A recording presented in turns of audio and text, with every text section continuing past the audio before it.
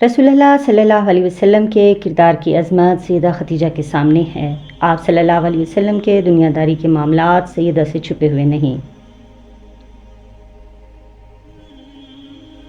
اعلان نبوت کے بعد اللہ کی ساری مخلوق میں سے رسول اللہ صلی اللہ علیہ وسلم پر سب سے پہلے ایمان لانے کی سعادت کسی اور کو نہیں بلکہ اپنا دل و جان اور مال و دولت قربان کرنے والی سیدہ خدیجہ رضی اللہ عنہا کو ملی۔ اس بات پر تمام لوگ متفق ہیں کہ کوئی مرد یا عورت سیدہ خدیجہ سے پہلے رسول اللہ پر ایمان نہیں لایا۔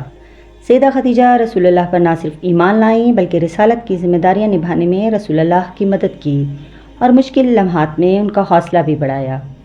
اللہ کریم نے سیدہ خدیجہ کے ذریعے ہی رسول اللہ صلی اللہ علیہ وسلم کا بوجھ ہلکا کیا۔ جب مکہ کے لوگ رسول اللہ کو جھٹلاتے اور تلخ کلامی کرتے تو گھر آنے پر سیدہ ایسی گفتگو کرتی کہ ساری پریشانیاں اور غم دور ہو جاتے۔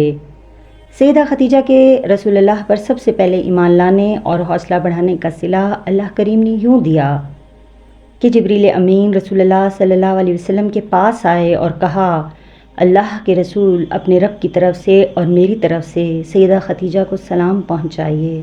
سبحان اللہ۔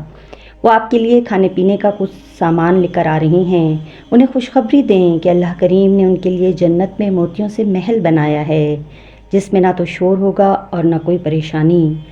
رسول اللہ صلی اللہ علیہ وسلم نے جب سیدہ خدیجہ کو اللہ کریم کا پیغام پہنچایا تو سیدہ نے کہا، اللہ کریم سلام ہے اور ساری سلامتی اسی میں ہے۔ جبریل پر سلام ہو، اللہ کے رسول پر سلام ہو، آپ پر اللہ کریم کی نعمتیں اور برکتیں نازل ہوں۔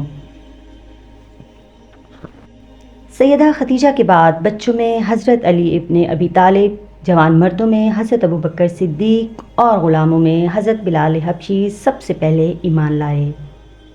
حضرت ابو طالب کی اولاد میں سے حضرت علی ابن ابی طالب رضی اللہ تعالیٰ عنہ رسول اللہ صلی اللہ علیہ وسلم کے ساتھ رہتے تھے۔ رسول اللہ کے اعلان نبوت کے وقت حضرت علی کی عمر 10 سال تھی۔ حضرت علی کی تربیت رسول اللہ صلی اللہ علیہ وسلم کے گھر پر ہوئی۔ رسول اللہ کی چچی فاطمہ بنت اسد بیان کرتی ہیں، جب ہمارے گھر تیسرا بیٹا پیدا ہوا تو محمد نے اس کا نام علی رکھا۔ محمد نے علی کے منہ میں اپنی زبان دی جسے علی چوستا رہا۔ ایک دن رسول اللہ اور سیدہ خدیجہ کو نماز ادا کرتے دیکھا تو حضرت علی نے پوچھا، آپ لوگ ابھی کیا کر رہے تھے؟ رسول اللہ صلی اللہ علیہ وسلم نے بتایا، یہ اللہ کا دین ہے، اللہ نے مجھے رسول بنا کر بھیجا ہے، میں تمہیں اللہ جس کا کوئی شریک نہیں اس پر ایمان لانے کی دعوت دیتا ہوں، اللہ کی عبادت کرو اور بتوں سے دور رہو۔ حضرت علی نے عرض کی، یہ بات میں نے اس سے پہلے نہیں سنی، جب تک میں اپنے والد سے مشورہ نہ کر لوں میرے لیے کوئی فیصلہ کرنا مشکل ہے۔ رسول اللہ صلی اللہ علیہ وسلم نے فرمایا، علی اگر تم ایمان نہیں لانا چاہتے تو کم از کم اس راز کو کسی اور پر ظاہر مت کرو۔ حضرت علی نے رات سوچ بچار میں گزاری۔ اللہ کریم نے حضرت علی کو صحیح اور غلط کی سمجھ عطا فرمائی۔ صبح حضرت علی رسول اللہ کی خدمت میں حاضر ہوئے اور ایمان لے آئے۔ جب حضرت علی رضی اللہ عنہ رسول اللہ صلی اللہ علیہ وسلم پر ایمان لائے تو ان کی عمر 10 سال تھی۔ حضرت علی نے رسول اللہ کے حکم کے مطابق اس بات کو سب سے چھپائے رکھا۔ بعد کے دنوں میں رسول اللہ صلی اللہ علیہ وسلم اور حضرت علی نماز ادا کر رہے تھے کہ حضرت ابو طالب کا ادھر سے گزر ہوا۔ ان دونوں کو عبادت کرتے دیکھا تو حضرت علی سے پوچھا، بیٹا یہ کون سا دین ہے جس نے تم نے اختیار کیا ہے؟ حضرت علی نے جواب دیا، ابا جان میں اللہ اور اس کے رسول پر ایمان لایا ہوں، جو دین محمد صلی اللہ علیہ وسلم لے کر آئے ہیں میں اس کی تصدیق کرتا ہوں۔ جناب ابو طالب نے کہا، بیٹا محمد صلی اللہ علیہ وسلم نے تمہیں نیکی کی طرف بلایا ہے، ان کا ساتھ نہ چھوڑنا اور مضبوطی کے ساتھ ان کے ساتھ کھڑے رہنا۔ حضرت ابو بکر صدیق جب ایمان لائے تو ان کی عمر 38 سال تھی۔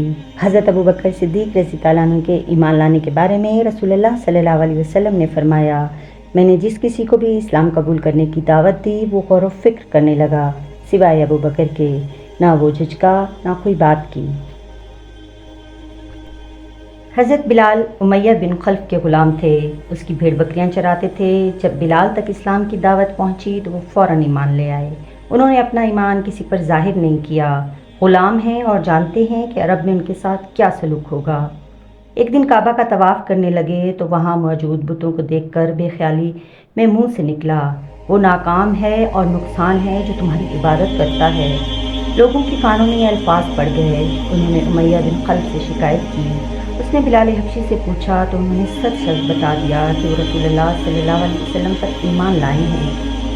امیہ نے بلال سے کہا، نیا دین چھوڑ دو اور واپس آنے پر واپس اپنے دین پر آ جاؤ۔ بلال نے اس بات سے انکار کر دیا۔ امیہ بن خلف رسول اللہ سے دشمنی میں پہلے ہی تمام حدیں پار کر رہا تھا۔ اسے اب یہ کب گوارا تھا کہ اس کا غلام محمد صلی اللہ علیہ وسلم کے دین پر ہو۔ اس کے علم میں جب یہ بات آئی کہ بلال نے بتوں سے منہ موڑ کر ایک خدا کو مان لیا ہے تو غصے سے پاگل ہو گیا۔ امیہ بن خلف نے بلال کے گلے میں رسی باندھ کر لڑکوں کے ہاتھ میں دے دی۔ یہ لڑکے بلال کو مکہ کی گلیوں میں گھسیٹ رہے ہیں۔ بلال کی گردن میں زخم آ گئے ہیں، خون بہہ رہا ہے اور سانس رک رہی ہے۔ امیہ بن خلف اس سزا کو کافی نہیں سمجھتا۔ گرمیوں کی تپتی دوپہر میں جب مکہ کی زمین لوہے کی طرح گرم ہے، اس پر بلال حبشی کو لٹا دیا جاتا ہے اور بڑا بھاری پتھر بلال کے سینے پر رکھ دیا۔ نیچے تپتی زمین، اوپر گرم اور بھاری پتھر، سانس لینا بھی مشکل ہے۔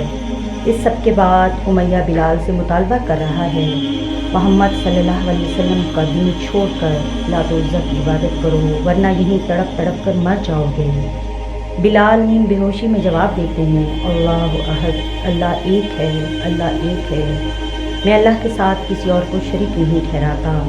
میں لات و عزیٰ کے خدا ہونے کا انکار کرتا ہوں۔ عمرو بن عاص بیان کرتے ہیں، ایک دن میں بلال کے پاس سے گزرا تو گرم کنکریوں پر لٹا کر ان پر ظلم کیا جا رہا تھا۔ کنکریاں اتنی گرم تھیں کہ اگر گوشت کا ٹکڑا ان پر رکھ دیا جاتا تو وہ اس حرارت سے پک جاتا۔ ان سب کے باوجود بلال کی زبان پر میں لات و عزیٰ کو نہیں مانتا، میں ان کے خدا ہونے کا انکار کرتا ہوں جاری تھا۔